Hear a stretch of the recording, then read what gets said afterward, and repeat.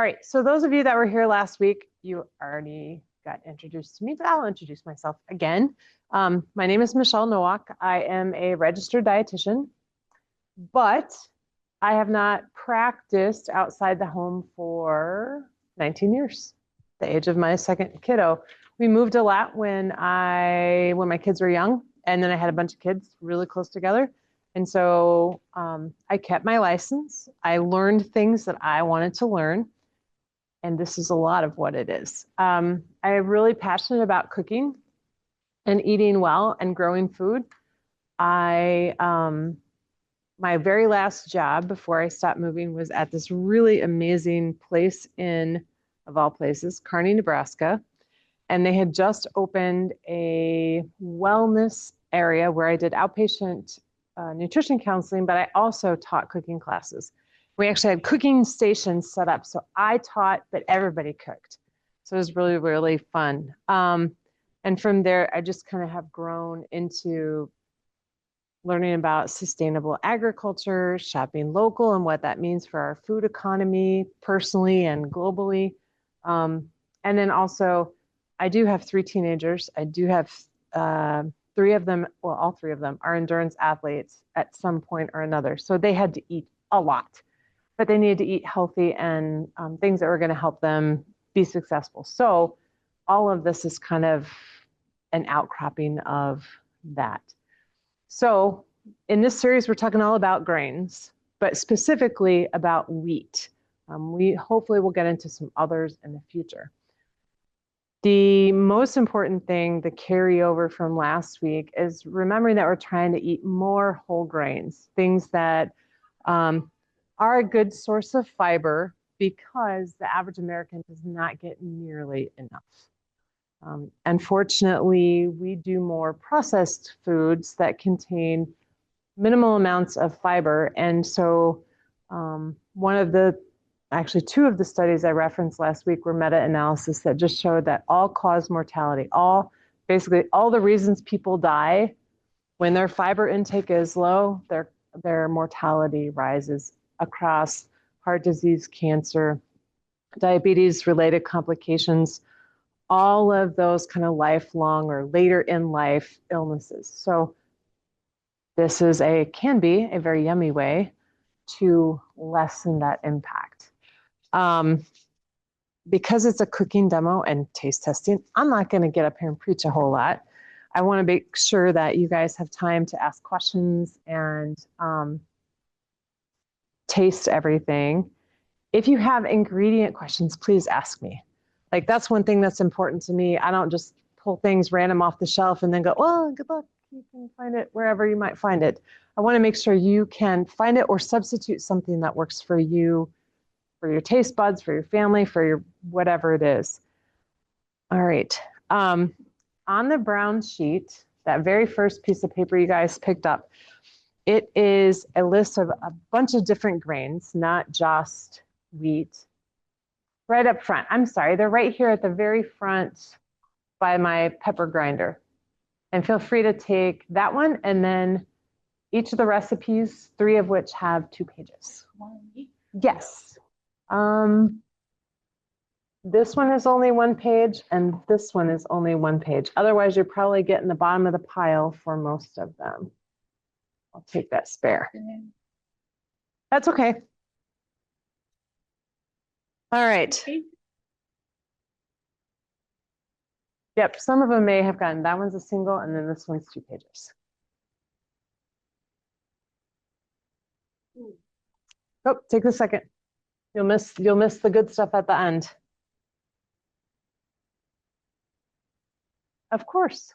So like the second or that first page goes through, it gives you some ideas on if I want to make farro, which is one of the ingredients in 2 of our dishes tonight, it has to be soaked. It is not, it's kind of like beans in that way. It's cooking with whole grains means we don't take the bran off. The bran is like the skin on us, but on a wheat kernel, that skin is not super porous, unlike our skin. So it takes time and water and patience to get get the grain cooked all the way through. Otherwise, it's like you're chewing rocks, and no one wants to do that. So the other thing that's really important when you're cooking with grains, and in all of our examples here in the wheat, you need to rinse it. So processing any kind of, you should do it with rice, which I didn't do for the longest time. And amazingly, when I started doing that, my rice turned out better. But they get bits and pieces from the processing on the exterior. Sometimes it's what's left over. You know, food processing is really, really great and efficient, but it's not 100% foolproof. Sometimes things get through. So rinse your grains just like you would rice in a strainer under cold water. And that'll get some of that extra dust from the milling process off, or any random things. So soak, and definitely use the guidelines. They're all a little different. For the farro berries, it was about a 1-to-4, 1-to-3 ratio, but it doesn't necessarily matter if you're cooking it in different liquid. So if you drain them and cook them again, like I did with the risotto, it won't matter. You could just throw them in with some warm water and call it good. Eyeball it. All right. The other thing with soaking, you can use other liquids than water. You can use broth. You can use wine, although I wouldn't do just wine. Wine in combination with something else might be a good option. You could use flavored water. The wheat berries that we're going to have, we actually flavored the water with seasonings and maple syrup while we soaked them. And they soaked overnight. So that's a great way to introduce flavor and not very much sugar. And you'll be surprised how sweet these taste for how little sugar is actually in the whole batch. Use salt during cooking. Just like pasta, salting the water is really important. You will get more flavor, I don't know if you guys remember from grade school when you talked about osmosis. Things like to be equal. So if I have heavily salted water and I have grain that has no natural salt, everything wants to start mixing so it creates some equilibrium. And that is a good thing for our grain. It helps really pull flavor in and out as it hydrates. Yeah. Yeah. So good. Actually, are you going to see a reduction in the amount of fluid when you get up in the morning? No. Or no, it's really just softening the bran. If you've ever grown, I forget which seeds I had, but some seeds they want you to put in your garden, they want you to soak overnight because it does the exact same thing. It kind of starts to soften that outer shell of the bran so that when you plant them, it's not like knocking on the door and nothing is like not letting you out. So that's the only reason for soaking. Is to soften that bran so that it will cook. Because the good stuff, the endosperm, which is where all the starch is, it won't, if it doesn't get there, it'll still be hard as a rock and really hard to chew, which is less desirable. Al dente, great. Rock, no. All right, and you can freeze cooked grains. So I like to do big batches of whatever it is, chickpeas, beans, farro. I can do a big batch and then go in and freeze it in small freezer containers or a freezer bag and leave it in there for a month or two. So that if I want to make minestrone and instead of using barley, I want to put farro in it, or I can use barley, but I put farro in it, I can freeze that for later use after it's cooked. And which is really a quick, when you're talking about how to add these things to our diets quickly without feeling like you're constantly in the kitchen, this is a great way to do it. If you have time on any given Sunday, spend an extra hour in the kitchen making bigger batches, and it'll be really helpful. All right, that is almost enough of my talking. While I'm here, before I do this, and I'm trying not to trip on a cord. So one of our recipes today, the wheat berries, I decided to make with spelt, which is not, most people will see Wheat berries, kind of generically, spelt is just another, what am I thinking, variety of wheat, a little bit higher in protein. So I wanted to try something different. I did buy these on Amazon. I did not look to see if I could find them locally, so I apologize. They are on Amazon. You could substitute farro, any other wheat berry that you can find in that recipe. So they're called berries because of, and you guys, when we're taste testing, if you want to look at these, they're, I mean, they look like little grains. They actually look like little oats that are not flat. It's kind of what they look like. Because it's the part of the grain that you use. That's all. Just like I don't eat the whole raspberry plant, I only pluck the berries off. We don't eat the whole wheat stalk. We just use the little pieces at the top of the stalk. Make sense? Excellent. So we go through a lot of farro, so it has its own container at my house. But farro and spelt look really close, like really, really close. You probably, if you would have seen them out of the containers, you wouldn't have known a difference. Not a big deal, but you're welcome to look at those. One thing I wanted to make note of, when I made the banana muffins, I used white whole wheat flour. It's still got all that good stuff we talked about last week. The brands in there, the germs in there. It is a different wheat. So when it's processed, it just isn't as brown as regular whole wheat flour. So still all the good nutrition, but it looks almost like regular white flour. So this I got at Woodman's. One of our recipes, and I apologize if anybody really loves arugula, with all the bits and pieces I left my arugula at home, but we do have a recipe that has chickpeas in it. These are not low salt, but these are the same as the low sodium ones. I don't know why, but I did some investigating.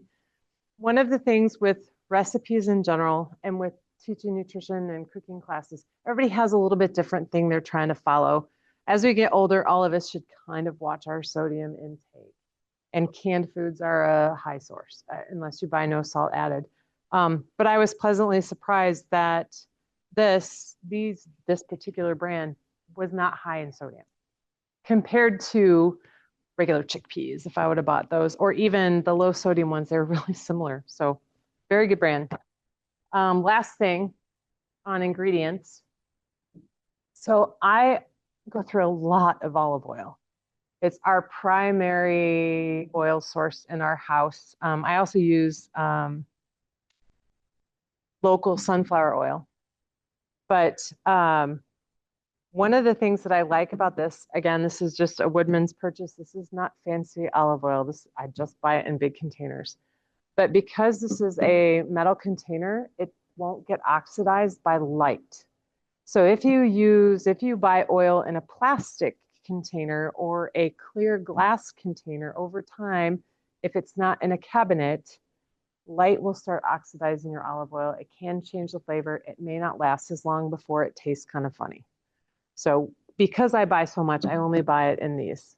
I was at Costco yesterday. I looked to see if maybe they started carrying any like this, and no luck. All right. Any more questions about any of that before we start going through the recipes? Like I in a container with Yes.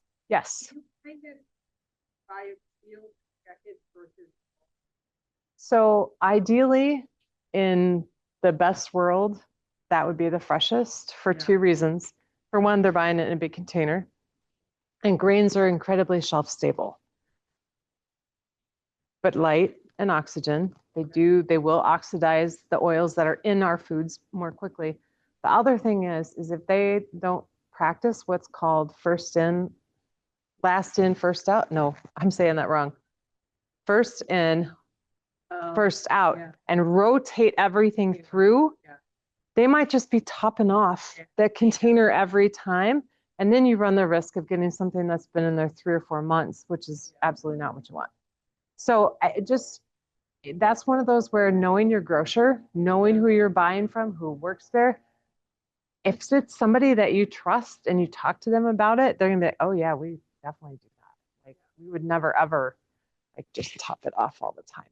It's okay for M&Ms. It's not okay for everything else. All right. Yes. Yeah. Yeah. All right. Is that better? Okay. Hopefully I'm not screaming.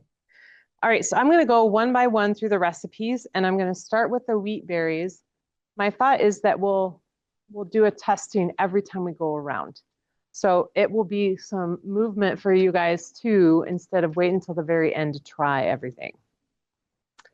So the breakfast wheat berries, I was so surprised. They're so good. They are so good because it's a really simple recipe. You put the wheat berries and you soak them in or cook them in water for a little bit with, I think it's salt, and that's it, and let them sit. And I did that before I went to bed while I was actually making the muffins yesterday. And then you add your seasoning. So in this case, I use a lot of Penzeys spices, and they make a fantastic blend called Pie Spice. It's got all the goods in there. I added that. And for my fruit, I chose to do dried cranberries because we're in Wisconsin. I did not use rose water. Personally, I do not care for it. And I use maple syrup instead of honey because, again, that's my personal preference. I did not use anise or fennel because they're super strong flavors. I like them. Not everybody does. So I chose not to use those. So the way they recommend, I'm going to go through trying to get everything out of the way. The way they recommend eating this is the first time I made it, which was over the weekend, it was warm still. It was the best. But I just poured milk in it, which is kind of like a soupy mess. But the milk took on all the flavor that's in the liquid from the berries. So it was like eating Count Chocula and you drink the milk after because it tastes like chocolate. And no, I don't do that anymore. But that's kind of what it is. All the flavor is concentrated in the liquid in the wheat berries. The wheat berries themselves, you're using a spoon, you're scooping it up, you get the whole shebang. But the beauty is whatever fruit you choose, and I thought today apricots would be another good one if they were all chopped up. They add this sweetness from, so the maple syrup is a small amount. Where's my recipe?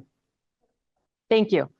That's a small amount. That's a very small amount of sweetener for this gigantic thing of wheat berries. Actually, this is a doubled recipe, but even still, where the sweetness comes from is whatever fruit you choose to put in there. Like we have unsugared dried cherries.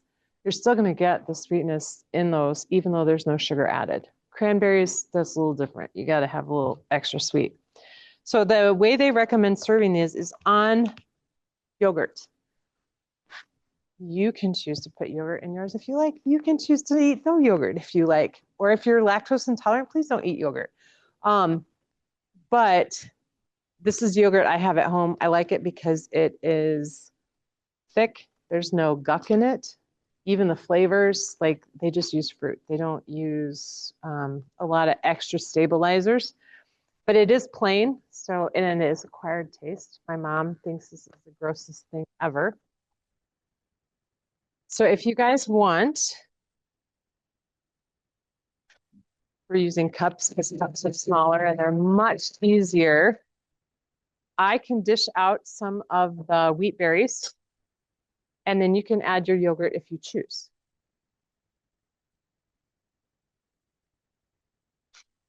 And I have, it's plain. There's absolutely nothing in it, no flavor wise. And what I usually do when I eat it is I warm up frozen berries so they release their juices, and then I add my plain yogurt and granola. That's my usual breakfast. Although this is going to come in a pretty close second because it's really quite good. All right, there's yogurt. Move these out of the way. Don't worry about making messes. That's what napkins and paper towels are for. Yes, so after they sat for a while, they kind of expand because they're no longer really dehydrated, but they add so much flavor. And in one serving of these, it's pretty low carb. It's Icelandic style, but so the flavored versions of it, they don't, they add sugar, they don't add stabilizers. So it's a really nice thick with no gums, no stuff in it to hold the thickness everywhere. But the maple syrup and then the sweet spices, they add a lot of flavor to it. Um, I know you guys got some. I know there are people in the class that struggle with or who have to deal with diabetes. There have been research studies about cinnamon in particular helping blood sugar.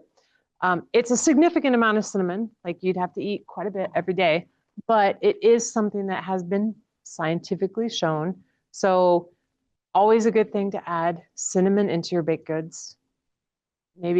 Maybe it'll help balance it out a little, unless you're using a huge amount, which I do, but not everybody does. All right, what's the verdict? Pretty tasty, like not bad for breakfast. Actually, I would probably eat this for a midday snack too. It's rings all the bells. It's not like it's got texture, it's got flavor, it's a little sweet, but it's also like you have to work at it because it's not just suck it off your spoon kind of a food. I did. It's so good warm. It's 1,000% better warm. My microwave decided today was the day to kick the bucket. So I was kind of up the creek I wanted to warm it back up. I did.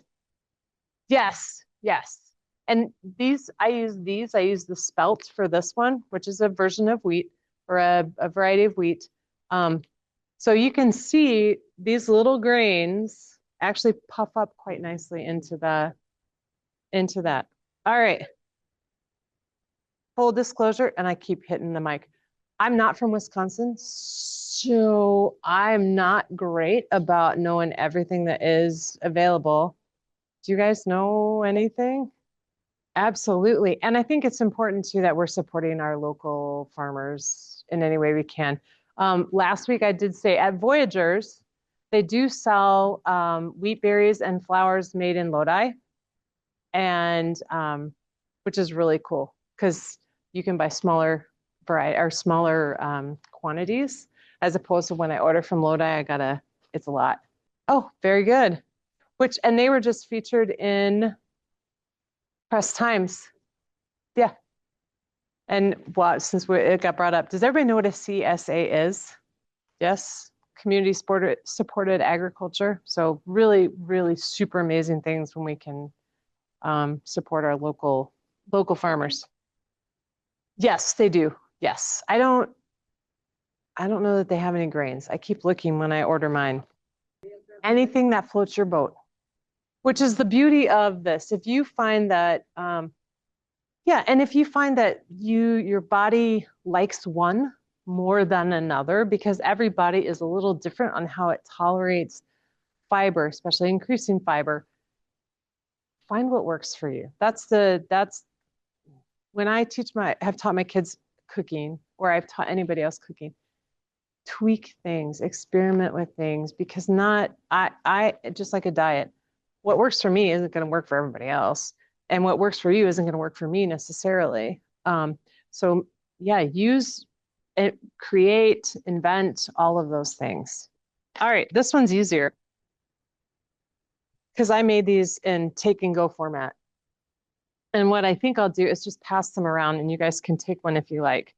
So full disclosure, they do have walnuts in them. So if you are allergic to walnuts, please do not eat one. Which I forgot. I had my toasted walnuts I brought to go with the wheat berries. So many good questions and so much info. Yeah, I would have put them in there if I were making this for myself, but I did not. I get weather alerts on my thing. I did not want to put them in in a group because you never know who's allergic. The allergies are scary. If you could just put nuts right in there, and yes, you can. You could just stir them right in. And if you don't want to stir it with all the liquid, just remember the liquid, that's where all the yummy sugary sweetness is. But you could take that off too. All right, so the muffins are going around. I did use this white whole wheat flour. Oh, perfect. These? Yes. Yes, absolutely. You could freeze it. Yeah, and which is a great thing. Like, so my daughter was a swimmer. She would get up at the freaking crack of dawn and go get in the pool. So it was nice to be able to have something she could take and go. So it's great, especially if you portion it out into small portions, or just I can get this out for the week and then I got breakfast ready for the week.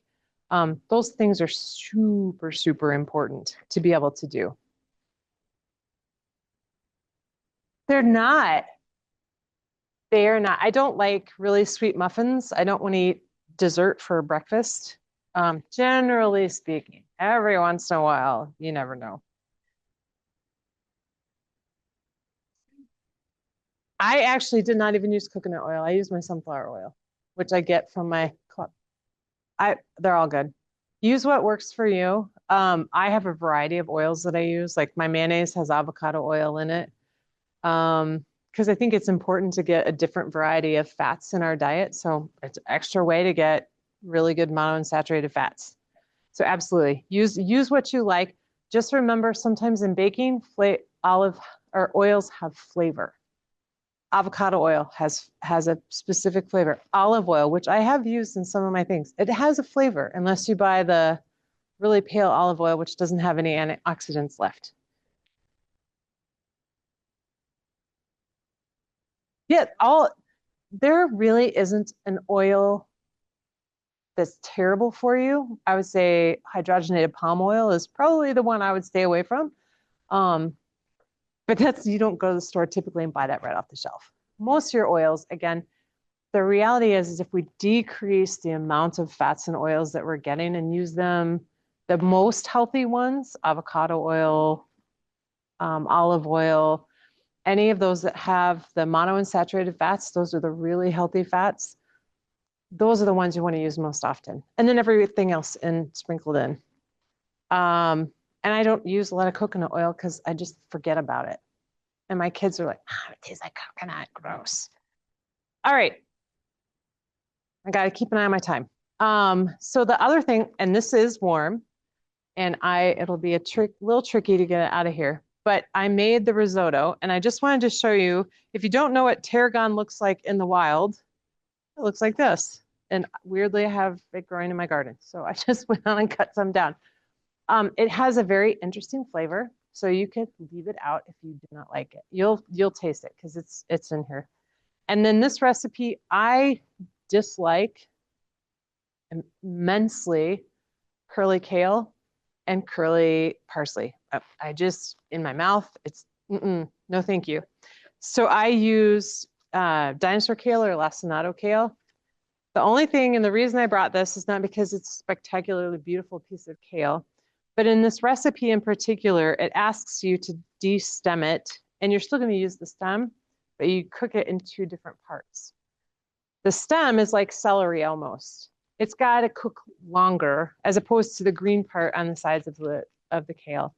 So to my favorite method for de-stemming, and there are several, and some of them are faster, and I just don't want another tool in my kitchen. I just fold it in half and take my knife and just cut the stem out. And then for this recipe, it gets chopped basically like celery. Then you take the leaves and you just chop them themselves, and they get added at two different times in the recipe. I have no idea. I don't know. If it comes up every year, It does. then it's real. Okay. Yes. It was in my perennial. Oh yeah. I mean, it was quite fragrant when I chopped it up today. Because if you get the mule kind, you Yeah. get the bad kind, it Doesn't have any flavor. No, I'm all about flavor. If it didn't have flavor, I would probably not put it in my garden again. All right. Boy, this is going to smell like really good in a minute if you can't already smell it. So my risotto is a little watery because I had to put it in a container hot. I was afraid it would dry out, so I just left it. I did not try and cook off the rest of the water. Um, this is like going to be so good. So with risotto, has anybody never cooked risotto? Okay, it's not hard. It just you have to pay attention. So with risotto, whether it is made out of farro, which this one is, or rice, you cook your aromatics. You cook your onions and your garlic. In this case, I actually cook the stem of the kale with it. You get that all cooked, so it's kind of softening, and then you add your rice, or this case farro, and toast it. Really dry it out so that in the long process that is literally adding ladleful of a time at a time, cooking down your risotto, it gets really creamy. All the starch comes out. It's really a wonderful anything. It does take a long time because you literally add ladleful at a time. But what it allows to happen is in the absence of a thickener or anything else, you get this creamy texture to a risotto. So it's super good, super, super good. This one, I had to save some for my family at home because they were going to be hungry otherwise. So I don't have as much. And there is two things. There's dry wine, which you use to deglaze the pan from the aromatics and the kale before you toast your farro. So the wine is cooked out, but if that's not your thing, you're not hurting my feelings at all. You can use extra broth to do that if you make it at home. And then there's also Parmesan cheese in here. And the kale is, I mean, it's kale. It's kale. My kids, I can't chop it up fine enough for one of my kids.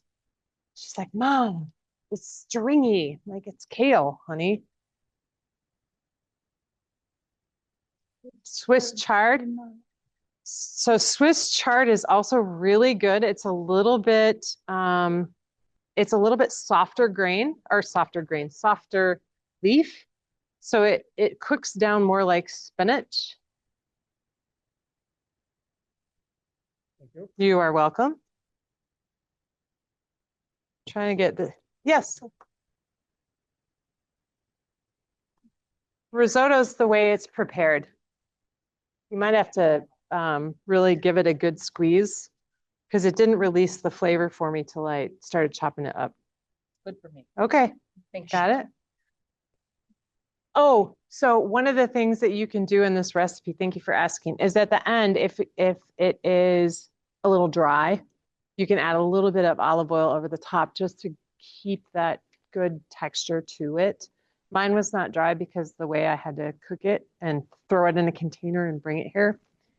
But yeah, anytime, and it's really kind of more of a chef thing, like they're top dressing their food so that they can. What's that? I would not freeze risotto. Probably, I doubt it. In risotto, yeah, no, we go through that really fast. All right. I did. I did. Yeah, I did. And it's not a ton of tarragon. It's just enough to give it some good flavor. Yeah. Good. All right. So now these two are really dump and goes, but I wanted to do something besides just dish out food. I know you are. So this one has sopressata. This is how I buy sopressata. It's called a chub. It's basically like summer sausage.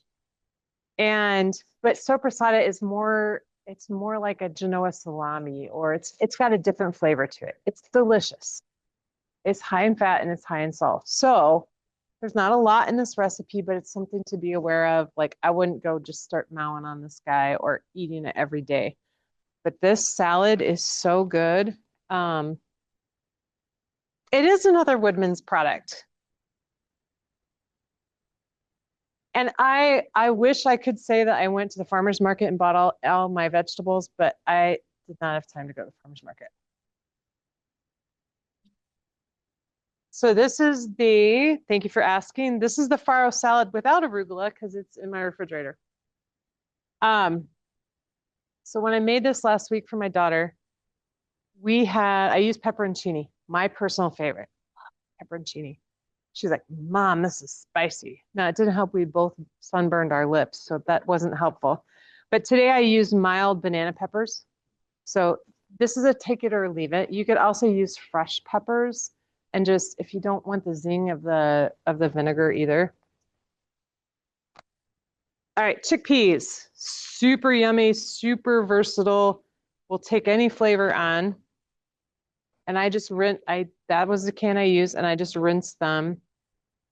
So this is my chopped up sopressata and Asiago cheese. Again, everything's smashed because I was trying to make it like actually work. Is there anybody that really dislikes onions? Okay.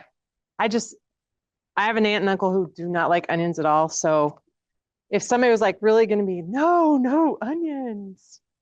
All right. In this particular salad, it's so sad without my arugula. You mix well, they do it differently. I am a mix it up and eat it kind of person. But what you can do is make it look pretty by dressing your farro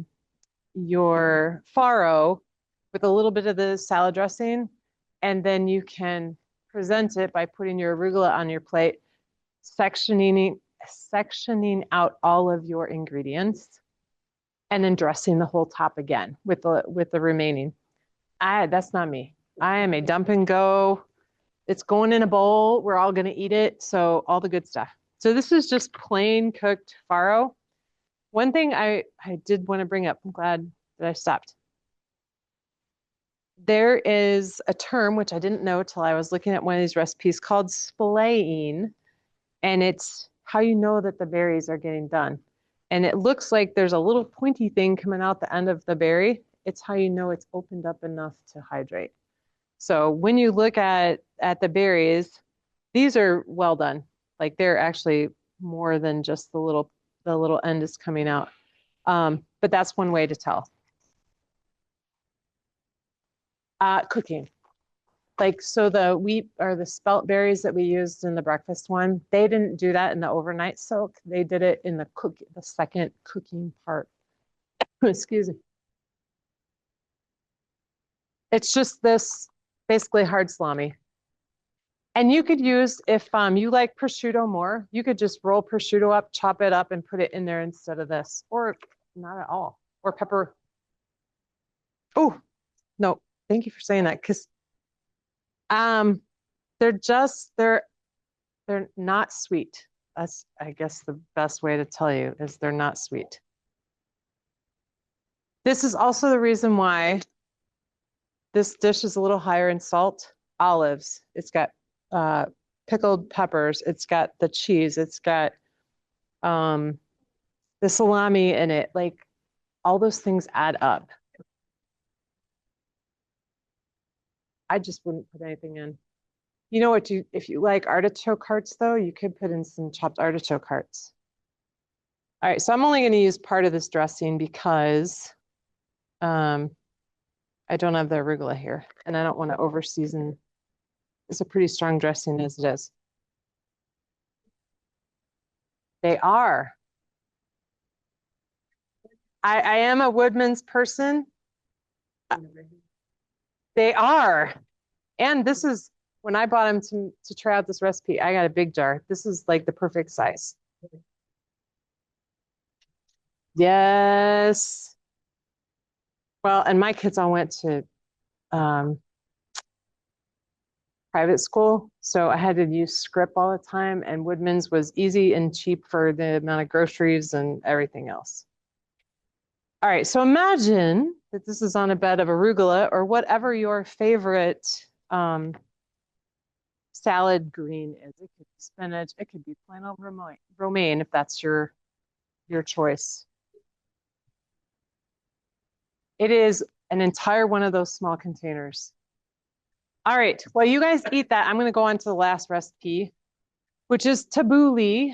And this is a different, it's still wheat, but it's different. Tabbouleh is cracked, and it can be cracked, parboiled and cracked. So parboiling just means it's partially cooked and then re-dried, and then they crack it, and it can be coarse, so where the pieces are bigger, all the way down to fine. So this is a medium tabbouleh.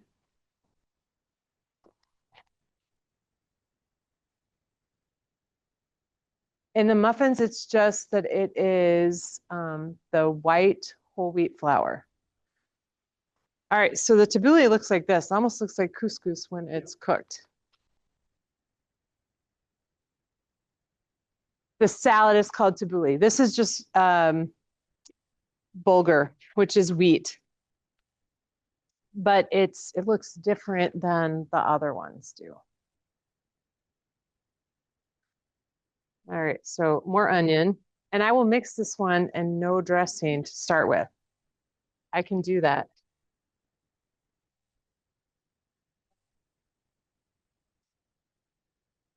Is what? Oh, that's okay.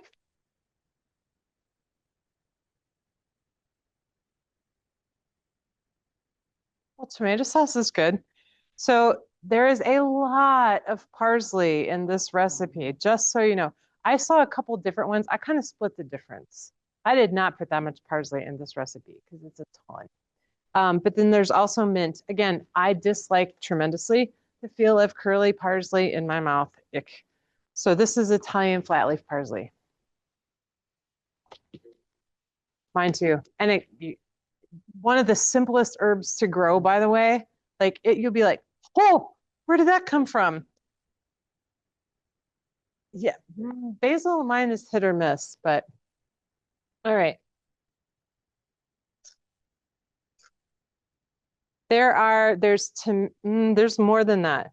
So this has parsley, cucumber, tomato, the bulgur, mint, and then green onions. But one thing that if you didn't already know, parsley is like a superfood. It is so power packed with nutrition. But we just eat it in so small quantities in the United States. That too. I actually dry mine. My plants really just go crazy, and I get so many of them. So much parsley. I dry it, and I have half-gallon jars full of dried parsley. All right, no dressing. And this is where the mustard is. If you don't know, this is a great thing. If you make your own salad dressings, mustard is an emulsifier. It binds both the vinegar and the oil because of the properties in mustard. Olive or oil and water do not like to mix. They are not best buddies. But mustard is I could have told you before I told you. It's an emulsifier. So it works to bind up the two. It doesn't work in perfect suspension. It doesn't keep it there like commercial emulsifiers do. But that's why you'll see in homemade salad dressing, you'll see either dry mustard or Dijon mustard or some kind of mustard that works to emulsify the oil and vinegar, oil and acid, whatever your acid is, lemon juice, lime juice, whatever. So what'd you think of the farro salad?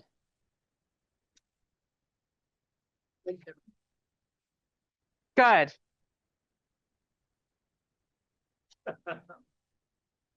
They don't. Chickpea, and that's the beauty of a chickpea.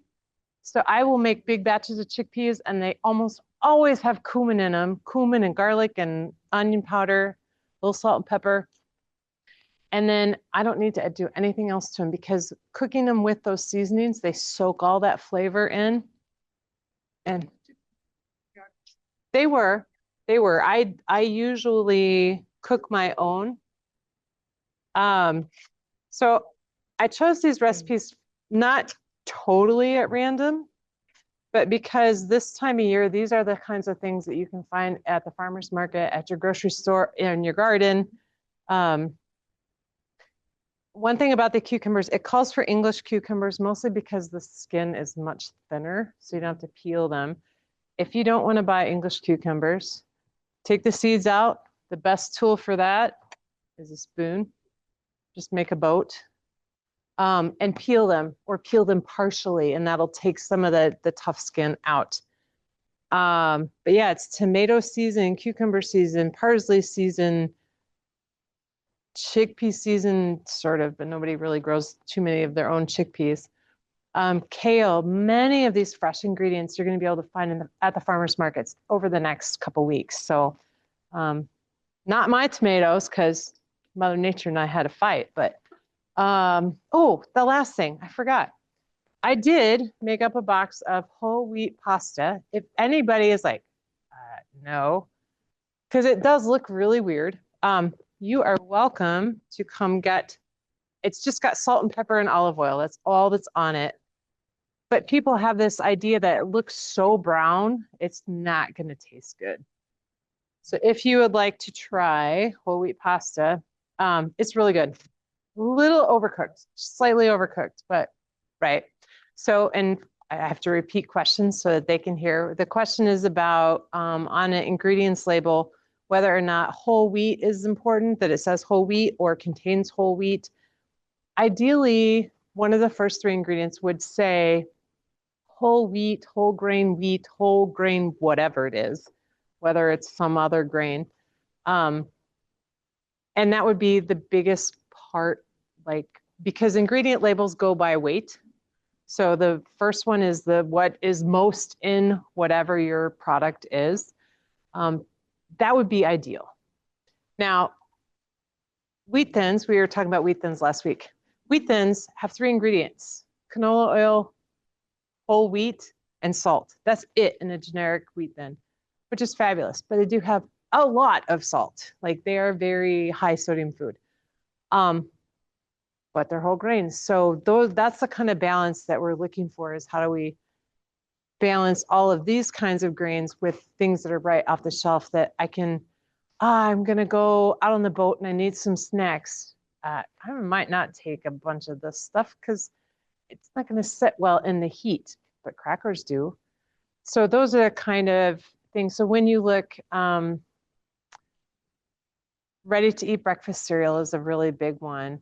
Just look for, whole grain, whatever your grain is, amaranth, wheat, should be one of the first couple ingredients because that's by weight. And then the other good indicator is look for the amount of fiber in a nutrition fact.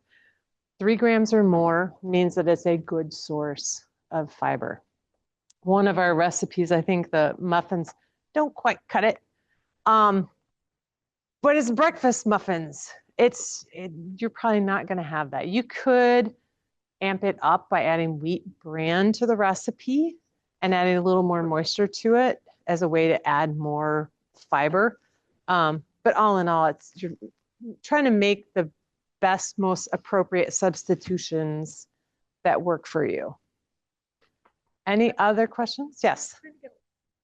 But you want to do the flaxseed meal, because flaxseed in and of itself, we don't have 4 stomachs and don't ruminate in our food. We can't grind it well enough to get all of it. So when you do the flaxseed meal, it's already ground and you have access to the nutrition. Not necessarily. It kind of depends on what you're putting it in. In a quick bread where there's lots of liquid, you're probably fine. If it looks too dry, you could always add a little extra oil. But there's going to be oil in the flaxseed meal anyway. So it's one of those, it's a little bit give and take. I throw it in my granola. When I make homemade granola, it sticks.